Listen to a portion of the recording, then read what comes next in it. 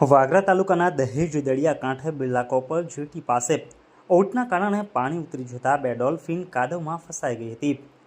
આ અસહાય જીવો પર નજર પડતા જ અલ હૈદરી લોન્ચના કર્મચારીઓએ તાત્કાલિક બચાવ કામગીરી હાથ ધરી હતી।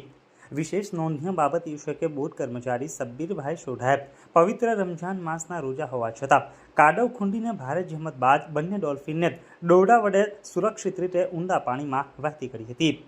દરિયાઈ જીવો પ્રત્યેની આ નિસ્વાર્થ સેવા અને જાગૃતિએ સ્થાનિકોમાં ખુશીની લહેર પ્રસરાવી છે અને સબ્બીરભાઈની આ બહાદુરીને સૌ કોઈ બિરદાવી રહ્યા છે।